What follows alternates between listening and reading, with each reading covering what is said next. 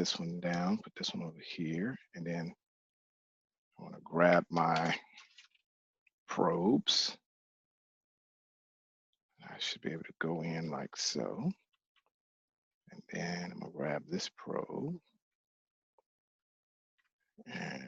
And so this should be the resistance going through this system.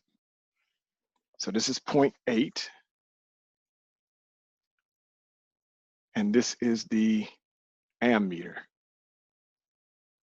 Maybe I should call it, is it an amp meter or an ammeter? I always thought it was an ammeter. All right, could be wrong. All right, so I have this one. It's going to be connected to this. I'm just putting it back. All right. Then I figured that this one is connected to this one. I have to check. Oh. All right. So we have this going around like so. And then I believe we have one more resistance value. Uh-oh. These two. Wait a minute. I got to take this off. And I got to take this one off. Hold on. Uh-oh. All right. So that's your ohms. Okay. So I have this. And this is going from the, it's like the positive side of the power supply going into the positive side here. But this is really, yep, that's amps. Okay. So we have that. And now I could just measure the power supply. So we have, we should have some resistance associated with that. So I'll just do this. And then, where's the other side? The other side is here. And I'll do this one. Boop, boop, boom. Ooh, this has a lot of resistance.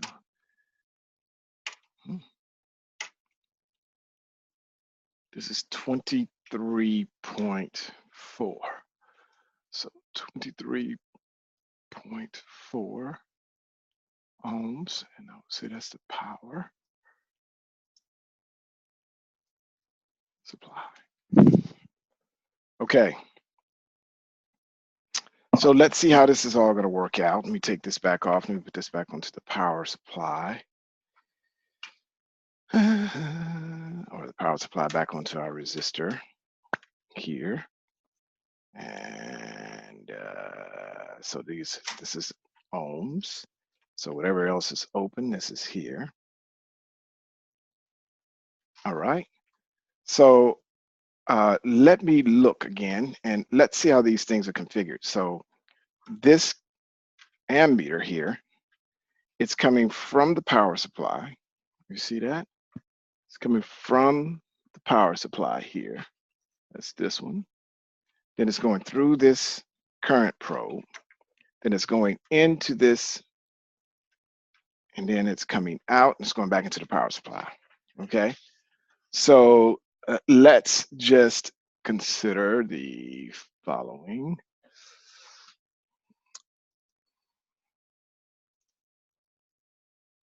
So I want to say that the only resistance that we need to consider are the ones through the current probe and the ammeter. That's what I'm gonna go with. You have the power supply resistance, but I'm gonna go with these two. So just thinking that these two are needed. And I'll go ahead and make all of these like so, and I'll just color that one out. I'll just say that the total resistance here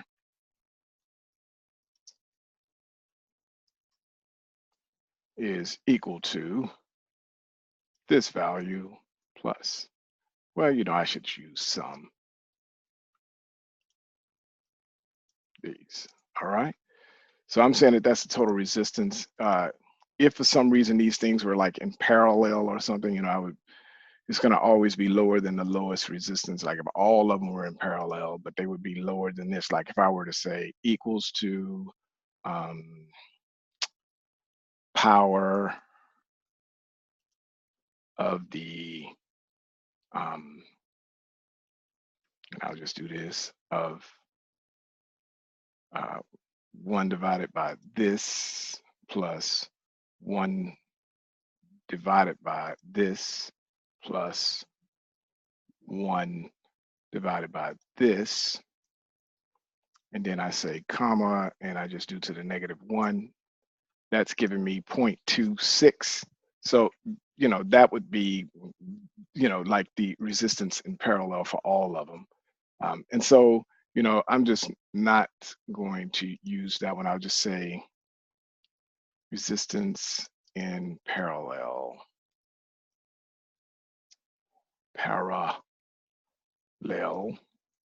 for all resistance. So I'll just do like so, and just say save, okay. And I guess I could do this. So now we have an equation here that's called Ohm's law, and we're going to see how this works out.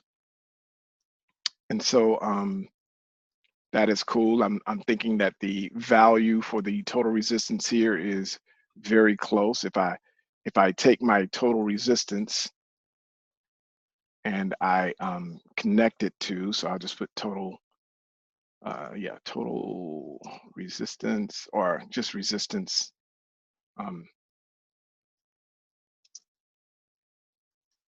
System resistance, and this is going to be an ohm, and this is not including the power supply equals to the 1.2 and the I want to say the measured, and it's not even measured because this one is measured.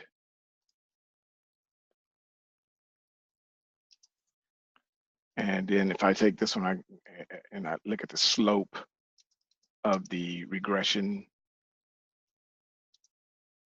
analysis curve,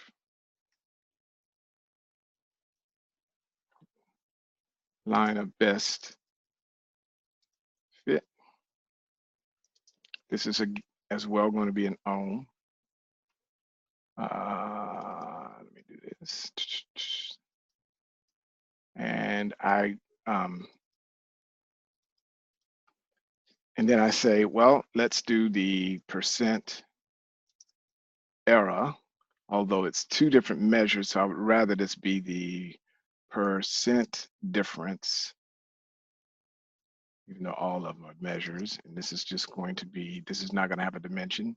This is going to be equal to the absolute value, ABS.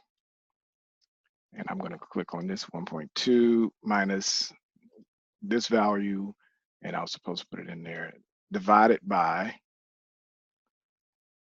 this value plus, let me take that off. So that's going to be this value plus this value divided by 2. That's the average. And let me go ahead and put in point. What is the value here? It's 0.8466, 0.8466. And so we're getting a percent difference of 35%. So that's kind of high. So I don't know what's going on there. All right, but any two ways, that's like the sciencey part of things, and we need to check all of those things because there might be some other things that are contributing to this that we can't see, and some error that we haven't accounted for. So if we see something like this, we need to be able to account for this error. Where is that error coming from? What is the difference between these two? So I see that I have 1, 2. I've not accounted for the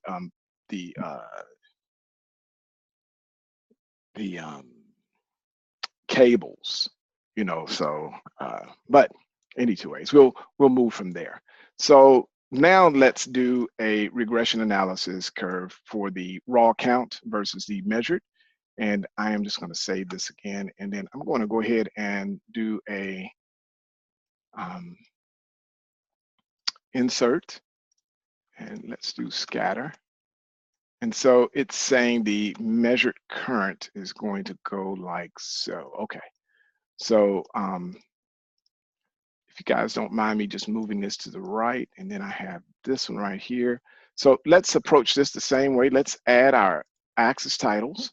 And the bottom axis here is going to be the first thing. It's going to be the raw count. And it's 0 to 10, 23. And then I have the measured for the other side, and that's going to be my axis title. And it is going to be the measured current. Oh, and I'm using measured. I would say I don't want these. I don't want these two. Let me get rid of this. I'm going to select this piece, and then I'm going to hold down my command key and then select on the measured current here. So what I'm going to do now, I actually wanted my current in amps, so we can get some proper measurement. So I'm going to do that again. Axis title, primary horizontal. And this is going to be what?